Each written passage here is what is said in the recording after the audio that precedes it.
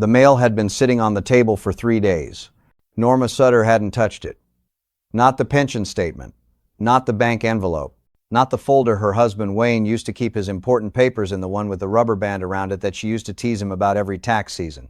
Wayne was in a hospital bed 40 minutes away. He'd had the stroke on a Tuesday morning. He was alive. His eyes tracked movement. Occasionally his hand would tighten around hers when she sat next to him. But he could not speak. He could not write his name. He could not tell the doctors what he wanted, could not tell the bank anything, could not tell the court system that this woman, his wife of 31 years, was the person he trusted with every single thing they had built together. And every single thing they had built together was now frozen. Not because they hadn't planned. They had a will. Wayne had insisted on a will.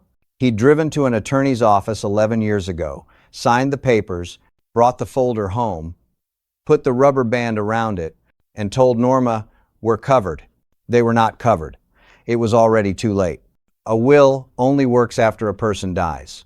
It does nothing, not one legal thing, while that person is still alive and simply cannot speak for themselves. The moment Wayne lost capacity, the will became a document waiting for a death that hadn't happened yet. And in the gap between the stroke and whatever came next, every account, every asset, every medical decision sat in a kind of legal paralysis. Without the right documents in place before capacity is lost, the family doesn't take over. Instead, a judge does. I'm Harrison Vale, a former estate planning attorney and retirement risk analyst, and this is Legacy Defense Report. Around here, we take the rules that stay buried in forms, court notices, and legal filings, and put them into plain English before they reach your family's kitchen table.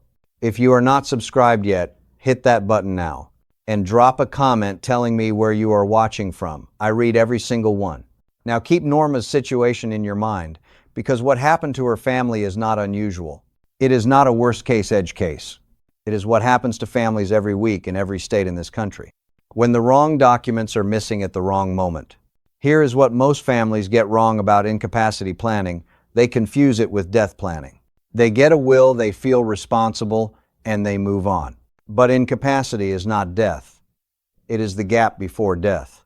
The weeks, months, or years when a person is alive but legally unable to act on their own behalf. And that gap is where the real financial and medical danger lives. When someone loses capacity through stroke, through dementia, through a car accident, through a sudden medical crisis, and the right legal documents are not already signed, the court system activates a process called guardianship or conservatorship. A family member, or sometimes an attorney the family has never met, petitions a probate court to be granted legal control over the incapacitated person's affairs. That process takes time. It costs money. It requires hearings, filings, medical evaluations, and in some cases, conflict between family members who each believe they should be the one in charge. During that time, the bills keep coming. The mortgage does not pause. The utilities do not wait. And the family sits outside the process, watching, because no one has the legal standing to act until the court says so. Before anything else in this gets into the 5 specific documents that prevent exactly that situation, take a moment and ask yourself one question honestly. Do you know, right now, who has the legal authority to make a medical decision for you if you cannot speak for yourself? Not who you assume would step in, not who lives closest or who you trust the most. Who has the signed, witnessed, state-compliant legal document that gives them that authority? If that answer is unclear, or if you have to think about it for more than 10 seconds, what comes next matters more than you may realize. The 5 documents covered here are not complicated. They are not only for wealthy families. They are not only for people in their 80s. They exist specifically to prevent the situation Norma found herself in, where the right person is willing, the family is ready, and none of it matters because the paperwork was never done. Wayne had a will. A lot of families have a will. A will told everyone what to do with the house and the accounts after Wayne died. What it did not do, what it could not do, was tell the bank who had permission to pay the electric bill while Wayne was alive and incapacitated. It could not tell the hospital who was authorized to receive his medical records. It could not tell a single institution anything useful in the situation Norma was actually in. That is the gap. And the 5 documents that fill it are waiting in the next section. These are not dusty legal formalities sitting in a filing cabinet somewhere waiting to become relevant. Each one of these 5 documents is a specific defense against a specific catastrophe. Each one closes a gap that a will leaves wide open. And each one has to be in place before the crisis arrives. Because after capacity is lost, the window to sign them closes. Here they are, the 5 essential documents you need. Document 1. The durable power of attorney. This is the financial document. This is the one that answers the question Norma could not answer when she called the bank the week after Wayne's stroke. A power of attorney names someone a spouse, an adult child, a trusted person to handle financial matters on your behalf. Pay the mortgage, access the bank account, sign checks, manage investments, handle the paperwork that keeps a household running. But the word durable is the part that matters most. A standard power of attorney, one without the durable designation, becomes invalid the moment the person who signed it loses capacity, which means the one moment you actually need it, it stops working. A durable power of attorney is specifically written to survive incapacity. It remains in effect precisely because the person can no longer act for themselves. Without a durable POA, a family member who wants to manage finances for an incapacitated loved one has one option: go to probate court and petition for guardianship or conservatorship. In many states, that process runs 6 months to a year before any authority is granted. Attorney fees, filing costs, and court-ordered evaluations can run anywhere from $3,000 to $15,000, depending on the state and whether anyone contests the petition. The durable power of attorney costs a fraction of that, and it works the day it is needed instead of months later. One additional warning here: some durable powers of attorney are written as springing documents. That means they only activate after a physician formally certifies incapacity. The intention sounds reasonable. The problem is practical. Getting that certification takes time.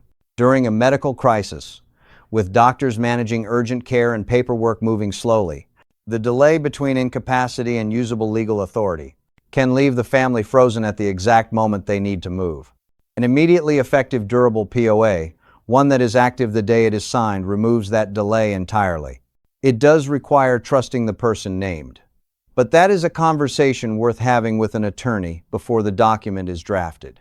Document 2, the healthcare proxy or medical power of attorney. This is a separate document from the financial power of attorney. Many families do not realize that. They assume the person who handles the money also handles the medical decisions. In most states, that is not how it works legally. A healthcare proxy, sometimes called a medical power of attorney depending on the state, names someone specifically authorized to make medical decisions when a person cannot make them for themselves. Which treatment? Which facility? Whether to agree to surgery? Whether to transfer to a different hospital? What to tell the care team about the patient's wishes? Without this document, hospitals are not required to take direction from a spouse. They are not required to take direction from an adult child. Family members may be consulted informally, but the legal authority to make binding medical decisions on behalf of an incapacitated patient requires a signed document. In some states, a spouse has default rights under statute. In others, the default hierarchy is unclear or contested. None of that default protection is as clean, as fast, or as reliable as having a signed healthcare proxy already in the file. The person named does not have to be the same person named in the financial power of attorney. For some families, those roles split naturally between 2 adult children or between a spouse and a sibling. That is a decision worth making deliberately rather than leaving it to a legal default. Document 3. The living will or advance directive. This document does not name another person. It speaks directly. It records the patient's own instructions about what they want and what they do not want. If they are in a condition where recovery is unlikely and they cannot communicate. Do they want to be kept on life support if there is no reasonable chance of meaningful recovery? Do they want aggressive intervention or comfort care? What are their wishes about artificial nutrition? And what about resuscitation? Should they be brought back? Without a living will, those questions land on the family. In a hospital waiting room, under pressure, with different family members, sometimes holding different beliefs about what their loved one would have wanted, those disagreements have ended marriages, severed parent-child relationships, and in a small number of cases, ended up in court, with a judge deciding what a person would have wanted based on testimony from people who cannot agree. A living will removes that burden from the family entirely. It speaks for the person who can no longer speak. It gives the family something to stand behind instead of a question they have to answer alone. Every state has its own form and its own requirements for witnesses and notarization. A document signed in one state may need to be updated when a person retires to another. That is a detail worth checking and worth mentioning to an estate planning attorney whenever a move happens. Document 4. The HIPAA authorization form. This is the one page most families have never thought about. It is also the one that creates some of the most immediate, practical problems during a medical crisis. HIPAA, the federal health privacy law, protects medical information. That protection is real, and it applies to everyone, including spouses. A hospital, a doctor's office, a specialist, a pharmacy, none of them are legally required to share a patient's medical information with anyone who is not listed as an authorized recipient on a signed HIPAA authorization form. That means a wife who calls the hospital to ask about her husband's test results may be told, politely but firmly, that they cannot confirm or discuss that information with her. That means an adult daughter who flies in from out of state to help manage her father's care may stand at a nurse's station and be told she cannot receive information about his condition.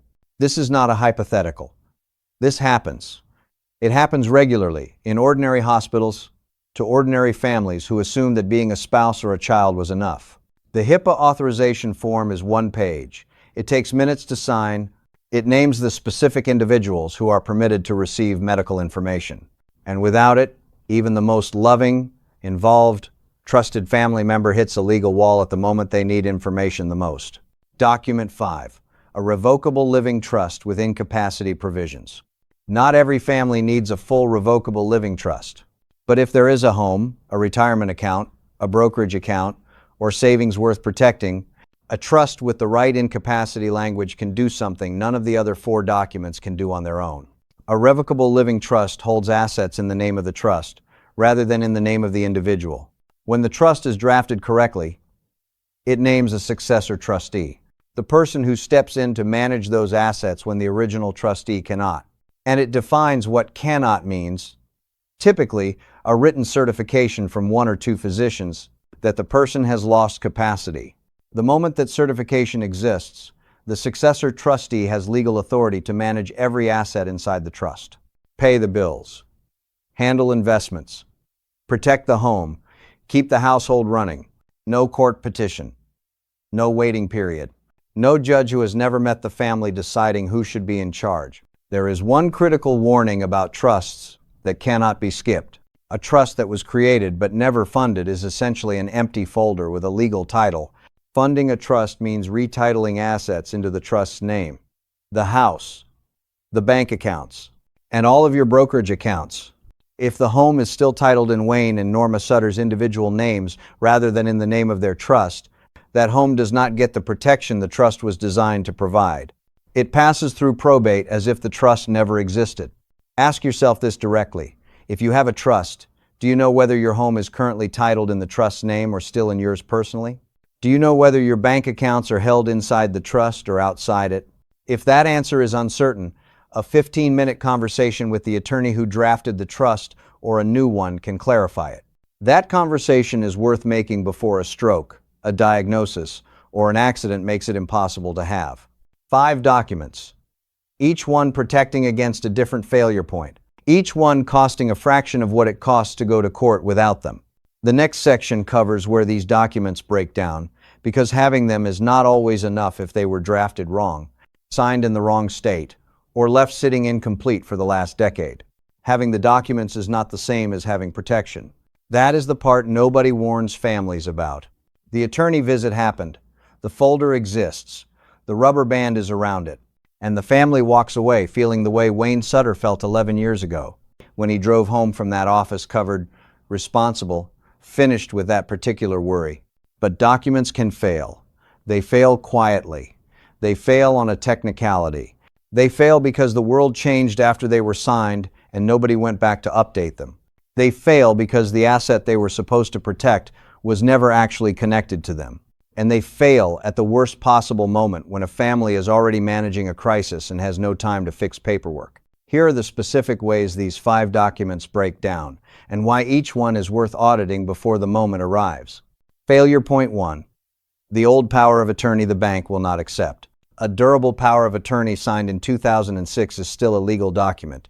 In theory, in practice, banks have internal compliance policies that go beyond what the law strictly requires. Some institutions have policies against accepting powers of attorney older than a certain number of years. Sometimes it's as little as 5 years, sometimes 10, regardless of whether the document is technically valid under state law. Some banks require their own proprietary POA form. Some require notarization that meets current state standards, which may have changed since the original document was signed. Some require a certification from an attorney that the document is valid and current. None of that gets communicated to the family until the family is standing at a teller window trying to pay a mortgage, while their loved one is in a hospital bed.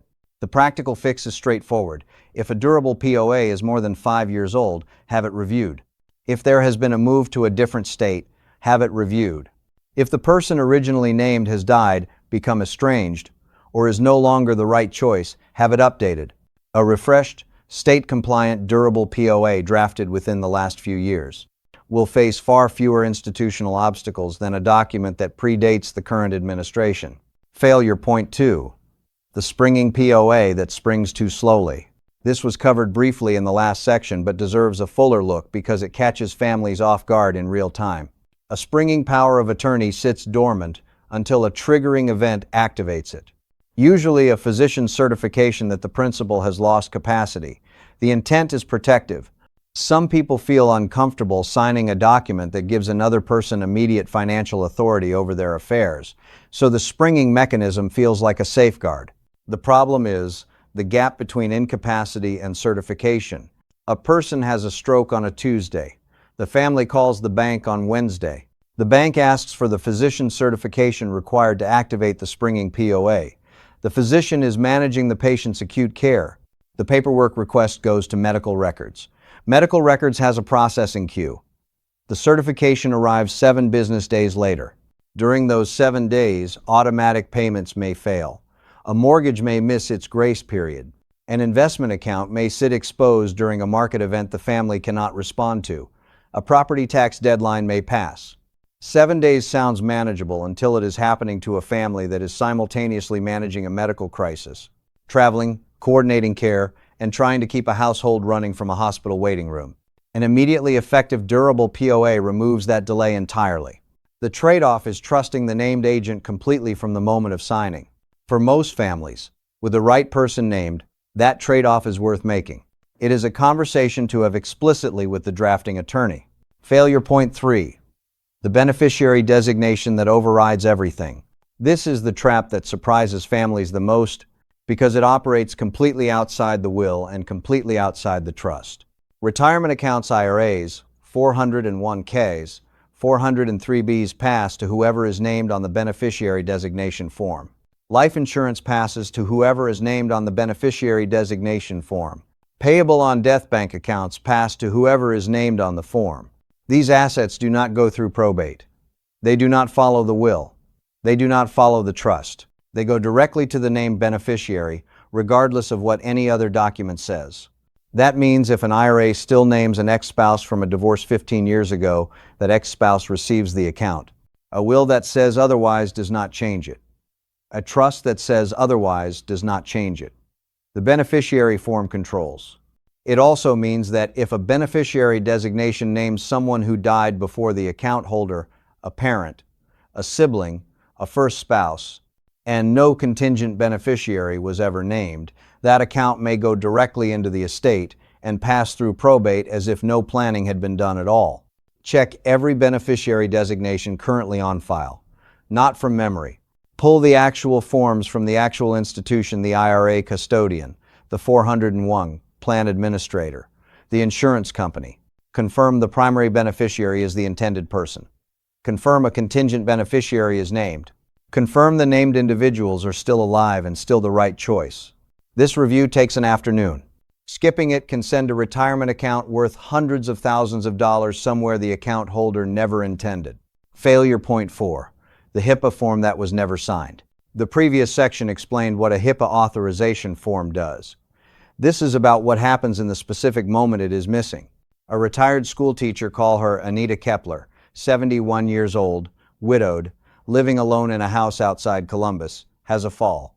She is taken by ambulance to the regional hospital. Her daughter, who lives 40 minutes away, calls the hospital to find out what happened and what the treatment plan looks like. The hospital cannot tell her anything. Not because the staff is indifferent, not because anything unusual is happening with her mother's care, but because Anita never signed a HIPAA authorization form naming her daughter as an authorized recipient of her medical information. The daughter is not in the system.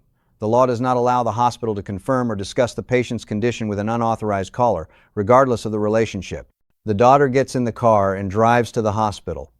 She arrives and speaks to someone in person. She is told her mother is being evaluated. She asks about the test results. She is told that without authorization, the medical team cannot share that information with her either. This is not an edge case. Hospital privacy compliance departments enforce these rules as a matter of federal law. The form that would have prevented this entire situation is 1 page long and takes 5 minutes to complete. If the HIPAA authorization has not been signed, or if it was signed years ago and the named individuals have changed, that is worth correcting this week, not eventually. Failure point 5. The trust that was never funded. An estate planning attorney drafts a revocable living trust. The client signs it. The attorney explains that assets need to be retitled into the trust. The client nods, takes the folder home, and intends to handle the retitling later. Later does not always come. 3 years pass. The client has a diagnosis, or a fall, or a sudden hospitalization. The trust exists on paper. The house is still titled in the client's individual name. The bank accounts are still held individually. The brokerage account was never transferred. The trust, as a legal container, is technically valid and entirely empty. When incapacity or death arrives, every one of those assets goes through exactly the process the trust was designed to avoid. The house goes to probate. The accounts go to probate. The family waits. The court gets involved. The attorney fees accumulate. The plan that felt finished turned out to be a folder with no assets inside it. Funding a trust means retitling the home with a deed that transfers ownership to the trust. It means changing account titles at the bank and the brokerage. It means reviewing which assets belong inside the trust and which, like certain retirement accounts, should stay outside it with properly named beneficiaries instead. The question worth asking today is direct. If a trust exists in the family, when was the last time anyone confirmed which specific assets are actually held inside it? Not which assets were intended to be in it. Which ones are actually, currently, legally titled in the trust's name? That answer requires looking at the deed, looking at the account statements, calling the institution if necessary, and if the trust is underfunded, working with an attorney to complete what was started while there is still time and capacity to do it. 5 documents, 5 failure points, each one avoidable with the right audit at the right time. The final section puts a face on both outcomes, the family that caught this early and the family that did not, and leaves a clear, specific action menu for what to do before the week is over. 2 couples. Same general age, same general financial picture, same general sense that they had been responsible with their retirement planning, same assumption that the paperwork was handled. What happened to each of them is not complicated.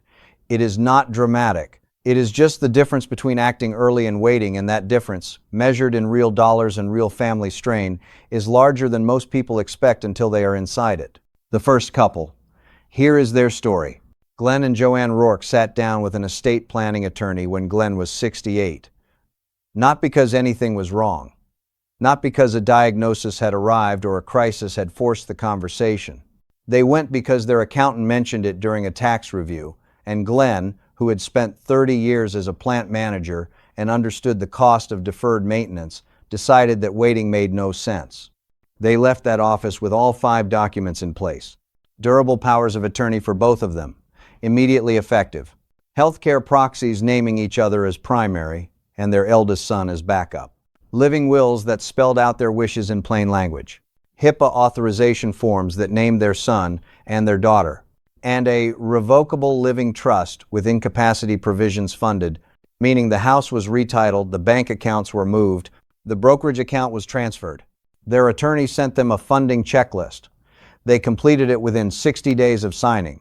They went back 2 years later when they moved from Michigan to Tennessee, updated the POAs to meet Tennessee's current standards, confirmed the trust was still properly structured under the new state's rules. Check the beneficiary designations on Glenn's IRA and Joanne's 403B from her years as a school administrator. At 74, Glenn was diagnosed with early-stage Parkinson's. The progression was slow at first, then less slow. At 77, his capacity to manage complex financial decisions became unreliable. His son, already named as successor trustee, stepped in.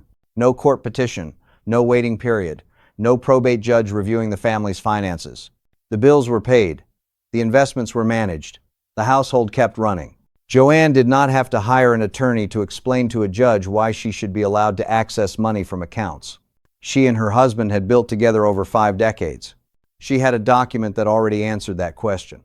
This is the story of the second couple. Clifford and Audrey Tillman had a will. Clifford had insisted on it when their youngest child graduated college. They drove to a local attorney's office, signed the papers, and Clifford told Audrey on the way home that they were finally all set. That was 19 years ago. The will was still in the fireproof box in the closet. Audrey knew where it was. Clifford knew where it was.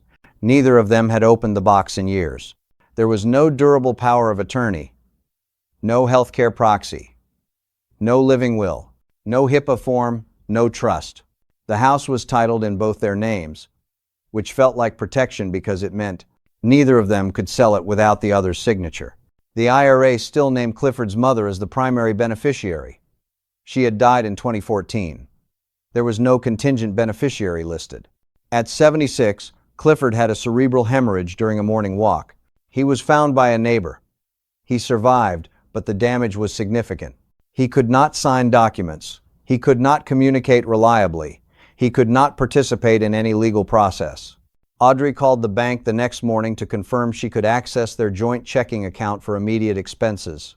The joint account was fine, but Clifford's individual brokerage account, the one with the majority of their retirement savings, was frozen. She had no legal authority to touch it. She called the IRA custodian. They explained that without a durable power of attorney, they could not take direction from her regarding her husband's account. Her son-in-law, who had some familiarity with estate matters, told her she would need to petition the probate court for conservatorship. The filing took 3 weeks to prepare. The first hearing was scheduled 6 weeks after that. The court appointed a guardian ad litem, an independent attorney assigned to represent Clifford's interests, whose fees would be paid from the estate. The total cost of the conservatorship proceeding, by the time authority was granted, came to just over $11,000 and took 8 months from the date of the hemorrhage.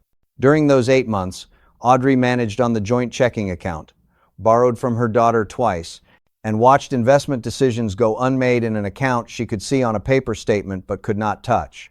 The will in the fireproof box said nothing about any of this. It was waiting for a death that had not happened. In the gap between the hemorrhage and whatever came next, it was worth nothing. What to do before this week is over.